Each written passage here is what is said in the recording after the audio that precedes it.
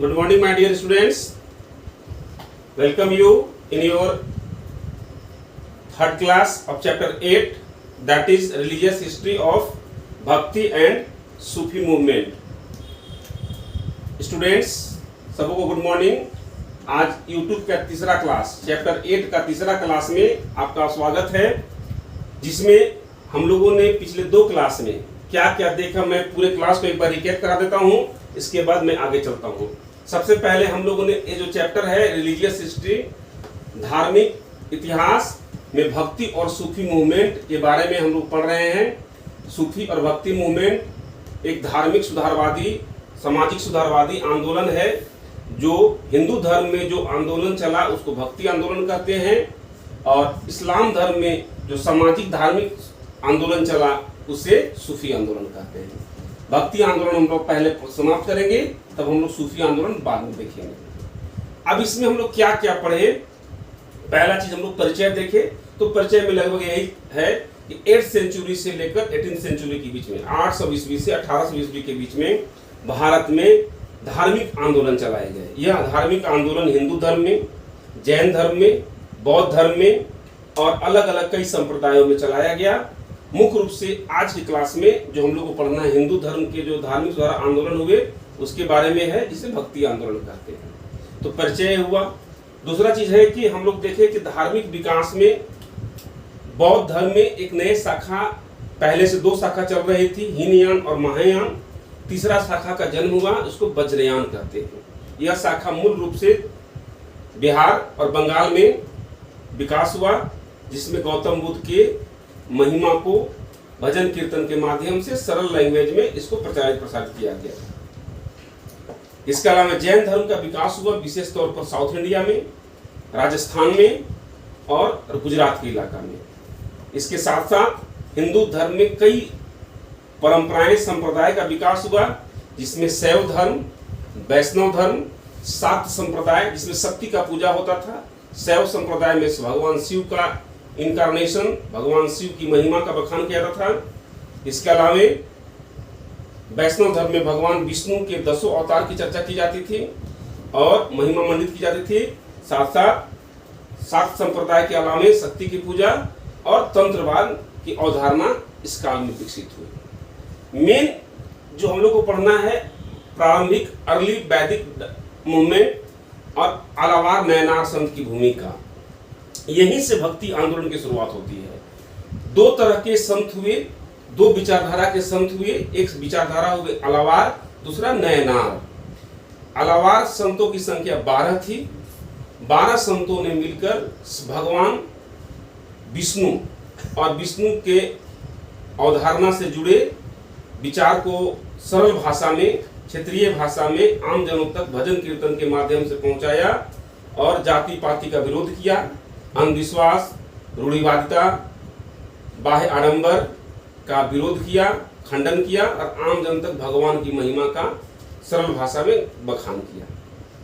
दूसरी ओर नयनार 63 नयनार संतों ने भगवान शिव की महिमा को आम लोगों तक पहुंचाने का काम किया और भगवान की महिमा का बखान किया। यहीं से आलावार और नयनार संतों को भूमिका मानी जाती है। इसी समय एक संत हुए रामानुज, जिन्होंने तमिलनाडु में भक्ति आंदोलन की सबसे पहली बीज रखी और शुरुआत की। तमिलनाडु के बाद समय बीतता चला गया। इसके बाद यह आंदोलन महाराष्ट्र में संत हुए तुकाराम और इस प्रकार के संतों ने, नामदेव ने महाराष्ट्र में भक्ति आंदोलन को बढ़ाया। फाइनली उत्तर भारत में रामानंद एक संत हुए, जो राघवाचार्य के शिष्य थे। रामानंद के सहयोग से यह उत्तर भारत में विकसित हुआ और उत्तर भारत से धीरे धीरे पूरे भारत में आम भाषा में, सरल भाषा में, हिंदी में, ब्रज भाषा में, कई भाषाओं में आम जन तक पहुंचा। वास्तविक रूप से कहा जाए तो भक्ति आंदोलन उत्तर भारत में ही लोकप्रिय हुआ, जिसका केंद्र बिंदु बनारस बना। इस समय भक्ति आंदोलन को लोकप्रिय बनाने में दो प्रकार की विचारधारा विकसित हुई। एक विचारधारा को बोलते हैं सगुण भक्ति, दूसरे को बोलते हैं निर्गुण भक्ति। सगुण का मतलब होता है भगवान का साकार रूप, मूर्ति पूजा। जिसमें इसको स्वीकार किया गया, इसको सगुण भक्ति कहते हैं। विशेष तौर पर राम और कृष्ण की महिमा का बखान किया गया। तुलसीदास, सूरदास, वल्लभाचार्य, निम्बकाचार्य और मीराबाई जैसे संत का नाम आता है। दूसरी ओर भगवान का निराकार रूप, हर जगह कण कण में भगवान विराजमान है, हर भगवान एक है, यह अवधारणा निर्गुण शाखा के लोगों ने प्रचारित किया, जिसमें कबीर और नाना का नाम सर्वोपरि लिया जाता है, जिसकी कहानी हम लोग आगे देखेंगे। अब हम लोग देखते हैं कि भक्ति आंदोलन में, तो भक्ति आंदोलन उदय का क्या कारण था, क्या डेवलपमेंट का कारण था कि भक्ति आंदोलन चलाया गया। तो पहले आप समझिए कि भक्ति आंदोलन का उदय का कारण था कि हिंदू धर्म में इस समय काफी दोष आ गया था। हिंदू धर्म में दोष का मतलब बाहर आडंबर, जाति पाति, छुआछूत, अंधविश्वास एक हिंदू धर्म के अंतर्गत भर गया था, जिसको दूर करने के लिए आवश्यकता महसूस हुई और इस काल के संतों ने इसका खंडन किया, विरोध किया और इसी के फलस्वरूप हिंदू धर्म को फिर से पुनर्स्थापित करने का, शुद्ध करने का प्रयास किया गया। दूसरा है ब्राह्मणों का नैतिक पतन। भारतीय वर्ण व्यवस्था में ब्राह्मणों को सर्वोच्च स्थान प्राप्त दिया गया। इनका जो पहले समाज के प्रतिनिधित्व करते थे, खासकर धार्मिक रूप से, इनको जो स्थान दिया गया था, बाद में पाया गया कि इनका नैतिक विचार बढ़ गया है, नैतिक रूप से इनकी पतन हो रही है। जिस काम इनको सौंपा गया है उससे अलग हो रहे हैं और मदिरापान, सुरा सेवन, कई प्रकार के जो सामाजिक बुराई इनके घर में प्रवेश कर गई, इनके अंदर प्रवेश कर गई, अर्थात इनका नैतिक पतन हो गया, जिसके कारण से इनसे लोगों का विश्वास हटने लगा। ये कारण था। नेक्स्ट है ज्ञान मार्ग की दार्शनिकता, philosophical nature of the path of gyan, knowledge. इसका मतलब क्या होता है कि पहले शंकराचार्य ने एक अद्वैत दर्शन का विकास किया, प्रतिपादन किया। अद्वैत दर्शन में ज्ञान को सबसे प्राथमिकता दी गई, कर्म की प्राथमिकता दी गई, लेकिन अद्वैत दर्शन आम जन समान तक पहुंचने में सफल नहीं हुआ। नतीजा क्या हुआ कि इससे बहुत लोग समझ नहीं पाए। भक्ति आंदोलन के लोगों ने ज्ञान और कर्म के बाद में तीनों में सबसे ज्यादा भक्ति का महत्व दिया। ईश्वर पर अनन्य भक्ति, आत्म समर्पण, regards towards God, self surrender towards God, एक कॉन्सेप्ट लाया गया और अनंत भक्ति पर विशेष ध्यान दिया गया। और इसलिए कह सकते हैं कि ज्ञान मार्ग की दार्शनिकता के बाद भक्ति मार्ग प्रशस्त हुआ, जिसके जो एक कारण बना भक्ति आंदोलन का उदय का। इस्लाम का खतरा भी एक कारण बनता है। ठीक इसी समय भारत में इस्लाम धर्म प्रवेश कर चुका था। मोहम्मद बिन के आक्रमण के बाद, मोहम्मद बिन की कासिम 712 में जो अटैक हुआ, उसके बाद भारत में कुछ इस्लाम धर्म के प्रचारक भारत में आंशिक रूप से प्रवेश करने में सफलता पाए, लेकिन गजनवी और घोरी के आक्रमण ने इस्लाम धर्म का विस्तार तेजी से करना शुरुआत कर दिया। इवन दिल्ली सल्तनत की स्थापना 1200 ईस्वी में होती है घोरी के आक्रमण के बाद, और यहाँ से तेजी से इस्लाम धर्म भारत में पैर पसारने लगा।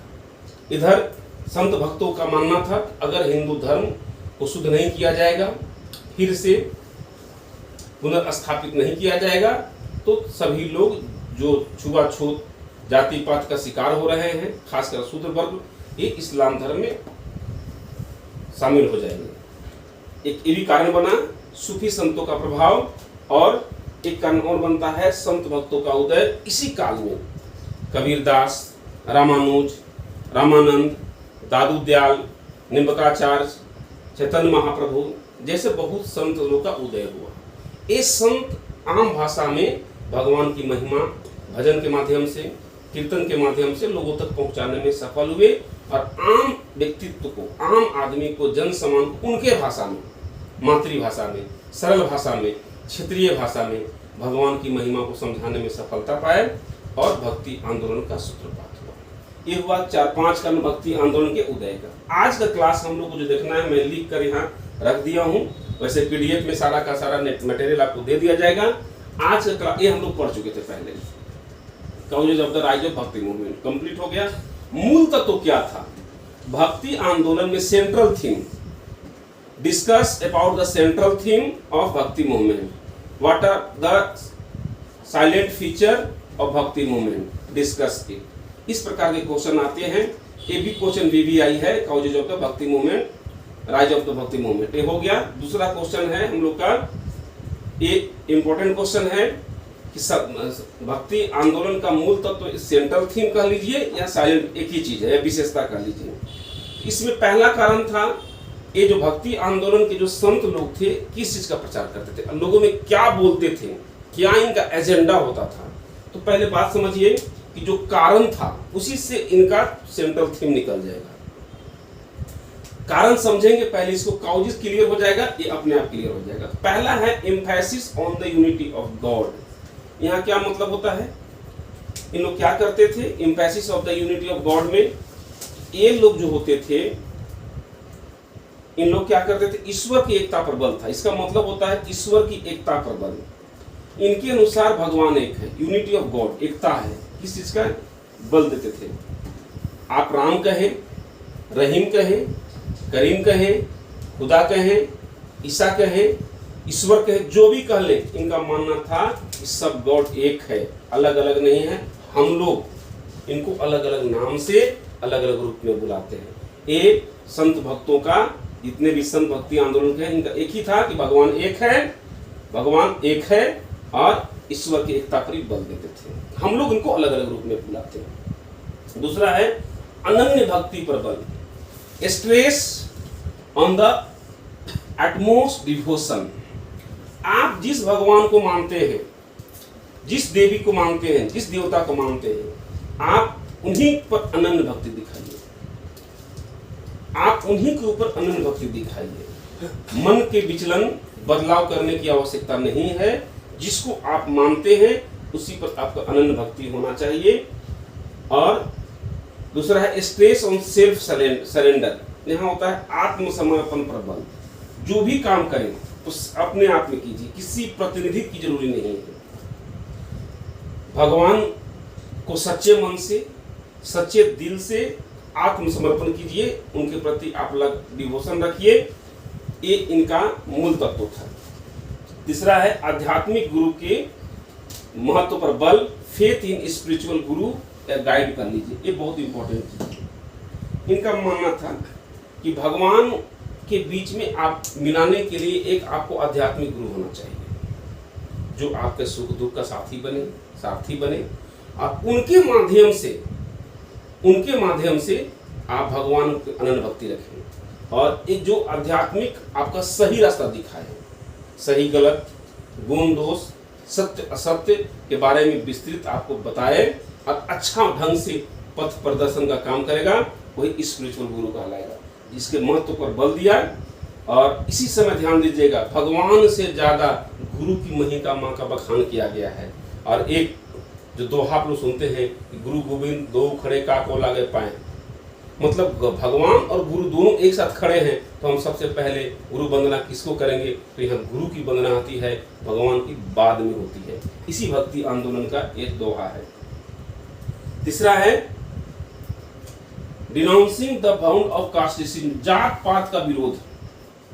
भक्ति आंदोलन चलाने का सबसे बड़ा कारण था जाति प्रथा का विरोध करना। समाज में उत्तर वैदिक काल के बाद 4 वर्ण व्यवस्था आई, ब्राह्मण, क्षत्रिय, वैश्य और शूद्र। जो निचले पैदान पर शूद्र कैटेगरी के लोग हुए, उनका सामाजिक रूप से काफी बहिष्कार होने लगा, उनके साथ शोषण अत्याचार हुआ और विभेद यहीं से शुरुआत हो गया, ऊंच नीच का भेदभाव हो गया। इनकी स्थिति समाज में एकदम प्रतिकूल होने लगी, जिसके लिए इसमें इन्होंने विरोध किया कि आने का माध्यम, सभी वर्गों का आने का माध्यम एक है, जाने का माध्यम एक है। जितने भी जो बायोलॉजिकल कह लीजिए जो ऑर्गन्स हैं सब एक है, हम लोग सिर्फ उनको कर्म के आधार पर हम विभाजन कर दिए हैं, जो गलत है। इसका विरोध होना चाहिए। इन्होंने जात पात का विरोध किया और खंडन किया। Stress on simplicity of religion, ये महत्वपूर्ण बात है। स्ट्रेस दिया गया किस पर, सिंप्लिसिटी ऑफ रिलीजन पर, मतलब जो आपका धर्म है एकदम सरल होना चाहिए। कोई जरूरी नहीं है करना, कोई जरूरी नहीं है बड़े बड़े बाह्य आडंबर करने का, खर्च करने का, दिल से मन से जो लगन होगा वही एकदम सरल हो। कोई जरूरी नहीं है मूर्ति पूजा करना, तीर्थ यात्रा करना, बड़े बड़े दान पूजा करना और खर्च करना, इससे नहीं, बल्कि सच्चे मन से, सच्चे दिल से भगवान की आराधना करना ही भक्ति आंदोलन का मूल थीम था। यही है stress on simplicity of religion, no faith in dogmas and rituals. का मतलब होता है कि बाह्य आडंबर में अविश्वास करना। सबसे बड़ा कारण था भक्ति आंदोलन चलाने का बाह्य आडंबर, दिखावा,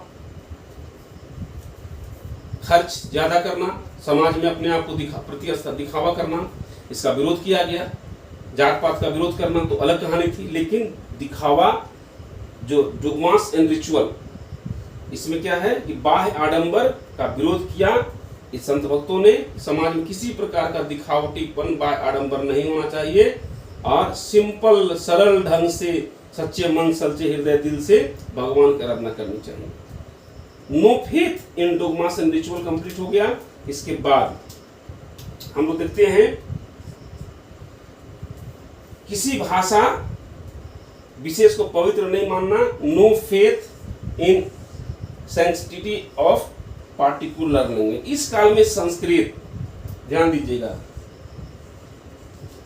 संस्कृत एकमात्र प्रभुत्व लैंग्वेज के रूप में स्थापित हो चुका था पहले, जबकि इन लोगों का कहना था कि नहीं, संस्कृत आम भाषा नहीं है।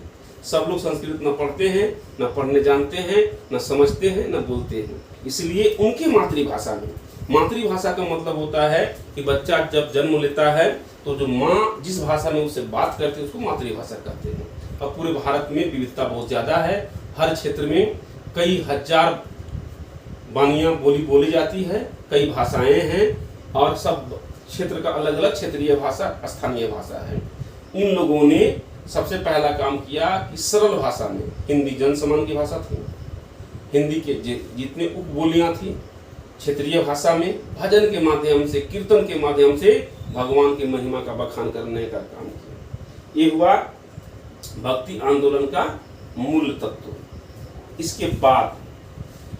इसके बाद एक कारण भक्ति आंदोलन का हुआ, ये मूल तत्व था। इसी बात को लेकर समाज में इन लोग प्रचार प्रसार करते थे और बताते थे कि भक्ति आंदोलन क्या है, अनन्य भक्ति कैसे होना चाहिए, लोगों के बीच में कैसे बताना चाहिए। आम भारत का जो धर्म हमारा है सिंपल है, सरल है। हिंदू धर्म पवित्र है, पवित्र रहना चाहिए। किसी भी बाह्य आडंबर, जाति पाति, छुआछूत, ऊंच नीच कोई स्थान नहीं है। ईश्वर एक है, सदैव एक होना चाहिए। मूर्ति पूजा, तीर्थ यात्रा, दिखावा, त्योहार में बड़े आयोजन से बचना चाहिए। इस प्रकार इन लोग भक्ति आंदोलन के संतों ने एक आम लोगों के बीच में अपने भक्ति का सिंपल सरल भाव से कीर्तन और भजन के माध्यम से प्रचार करते थे। यही भक्ति आंदोलन का मूल तत्व हुआ। नेक्स्ट पार्ट हम लोग देखेंगे सगुण भक्ति, निर्गुण भक्ति क्या है।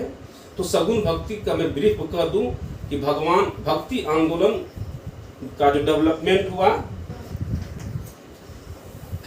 दक्षिण भारत में अलावार और नयनार संत के द्वारा, और एक संत का नाम आता है रामानुज, जो काफी विकसित किए। इसके बाद उत्तर भारत में यह रामानंद के द्वारा विकसित हुआ और रामानंद राघवानंदाचार्य के शिष्य थे। रामानंद के 12 शिष्य हुए। 12 शिष्य अलग अलग जाति के थे, अलग अलग धर्म के भी थे, हिंदू भी थे, मुस्लिम थे। और सबों के समन्वय लेकर रामानंद ने 2 प्रकार का विचारधारा का विकास किया। एक को बोलते हैं सगुण भक्ति, और दूसरा को बोलते हैं निर्गुण भक्ति।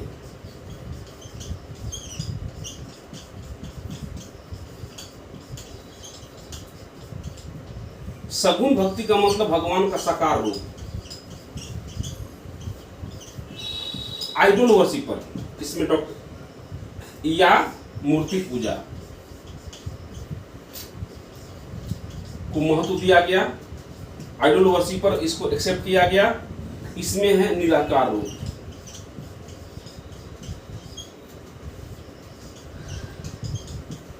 मूर्ति पूजा का विरोध किया गया? नहीं किया जाएगा। मेन थीम यही है। और सगुण भक्ति आगे चलकर दो परंपरा में विकसित होता है। इसमें सगुण भक्ति में राम की महिमा होती है और कृष्ण की महिमा होती है। मीराबाई सूरदास कृष्ण भक्ति के उपासक हुए, जबकि तुलसीदास राम भक्ति के उपासक हुए। निर्गुण भक्ति में कबीर और नानक ये प्रमुख संत मान जाते हैं।